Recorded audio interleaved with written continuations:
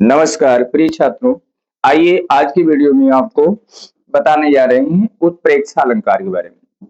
देखिए, उत्प्रेक्षा अलंकार रूपक, उपमा, उपमा रूपक जान चुके हैं आप। उपमा रूपक आप जान चुके हैं और अब उत्प्रेक्षा अलंकार आपके सामने प्रस्तुत किया जा रहा है। देखिए, उत्प्रेक्षा अलंकार ये आसान तरीका आपको समझने का इसमें बताएंगे, जो कि आपके ये तुरंत याद हो जाएगा और आपको कोई समस्या नहीं आएगी। सबसे पहले परिभाषा लिखते हैं इसकी।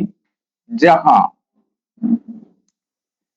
जहां उपमेय जहां उपमेय और उपमान।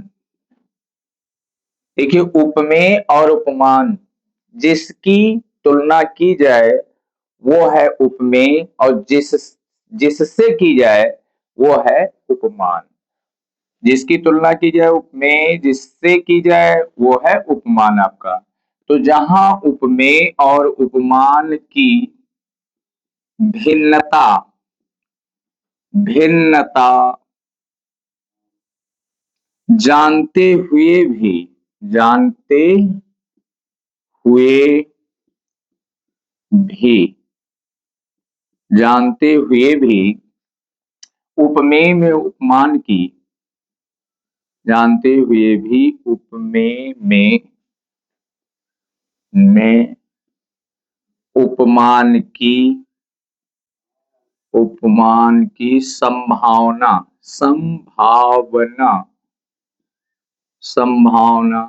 की जाए वहां उत्प्रेक्षा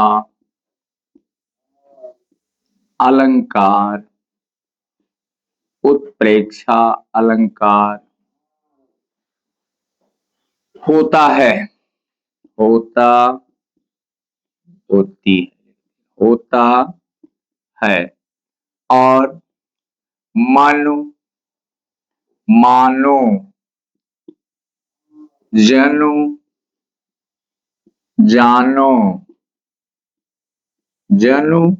जानो मनहु जनहु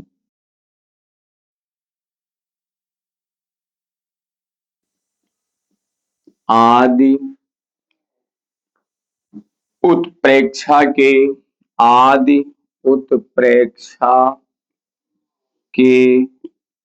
वाचक शब्द हैं। इस प्रकार से ये आपकी परिभाषा हुई। देखिए, जहां उपमेय और उपमान को समझना है। उपमेय क्या है और उपमान क्या है? तो उपमेय बता दिया कि जिसकी तुलना की जाए वो है उपमेय, और जिससे तुलना की जाए वो है उपमान। तो जहां उपमेय और की यानी उपमेय और उपमान की, उपमान नहीं लिखा यहाँ पर, उपमेय और उपमान की जहां उपमेय और उपमान की भिन्नता जानते हुए भी उपमेय में उपमान की संभावना की जाए वहां उत्प्रेक्षा अलंकार होता है। और मेन चीज इसमें जानिए, वाचक शब्द अगर आप जान गए तो तुरंत पहचान लेंगे कि ये उत्प्रेक्षा अलंकार है। जैसे जन जानो मन मानो मनो जनो, ये शब्द अगर आपको मिल जाते हैं तो आपको ये क्लियर हो जाएगा कि यहाँ पर उत्प्रेक्षा अलंकार है, बिल्कुल क्लियर। और ये होगा ही। मन मानो जन जानो लिखा भी दिया है, मन मानो जन जानो मनो जनो उत्प्रेक्षा के वाचक शब्द हैं, ये अवश्य रहते हैं, अक्सर आया करते हैं। तो आइए अब उदाहरण देखो, लिखते हैं उदाहरण। उदाहरण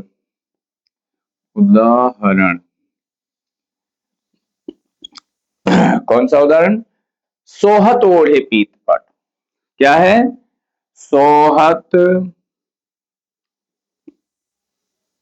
आपने पढ़ा होगा कक्षा 10 में। सोहत ओढ़े पीत पट, सोहत ओढ़े, पीत पीत पटु, पटु माने वस्त्र, पीत माने पीला। सोहत ओढ़े पीत पट, पीत पट, श्याम सलोने गात, श्याम श्याम माने कन्हैया, सलोने सुंदर, गात माने शरीर, गात माने शरीर। सोहत ओढ़े पीत पट, श्याम सलोने गात। मनहु, देखो वाचक शब्द आ गया, मनहु, मनो शब्द आ गया, ये पहचान है उत्प्रेक्षा की बेटा। मनहु नीलमणि, नील मणि, शैल पर, शैल पर, आतप, आतप पर्यो, आतप पर्यो प्रभात।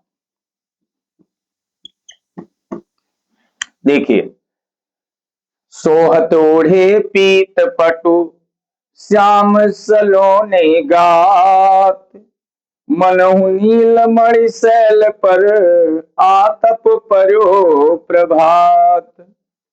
कन्हैया सोहत ओढ़े, अच्छा लगता है, ओढ़े धारण करते हैं, पीत पट, पीला, पट माने वस्त्र, पीला पीतांबर, जब कन्हैया अपने शरीर पर, सलोने माने सुंदर, श्याम माने कन्हैया, गात माने शरीर, कन्हैया जब अपनी सुंदर शरीर पर पीतांबर धारण करते हैं, ओढ़ते हैं, तो बहुत अच्छा लगता है। कैसे? मनहु, संभावना की जाती है, क्या की जाती है?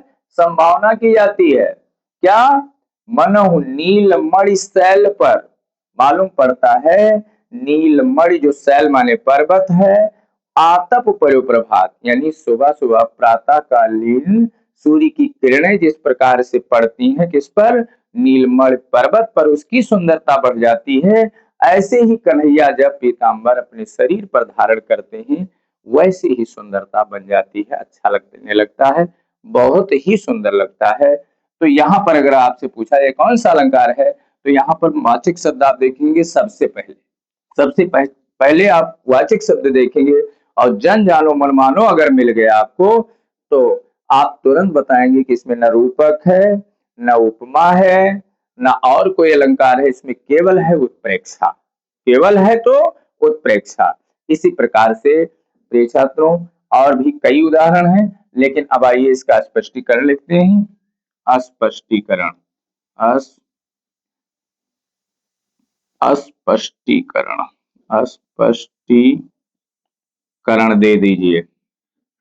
स्पष्टीकरण में लिख लेंगे, क्या लिखेंगे कि यहाँ पीत वस्त्र, यहाँ पीत माने पीला होता है, पीत वस्त्र धारण किए हुए कृष्ण, पीत वस्त्र धारण किए हुए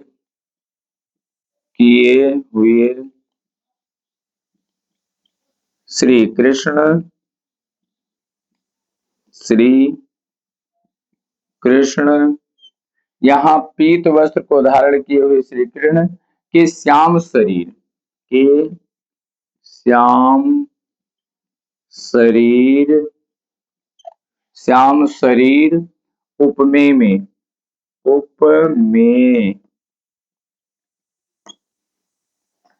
में प्रातः कालीन धूप, में प्रातः कालीन धूप, प्रातः कालीन धूप से शोभित, धूप से शोभित, से शोभित,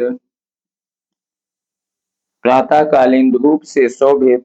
देखिए, यहाँ पीत वस्त्र धारण किए हुए श्री कृष्ण के श्याम शरीर में प्रातःकालीन धूप से शोभित, प्रातःकालीन की धूप से शोभित नीलमणि शैल, नीलमणि शैल, शैल माने होता है पर्वत, नीलमणि शैल, उपमान की संभावना, उपमान की संभावना, संभावना,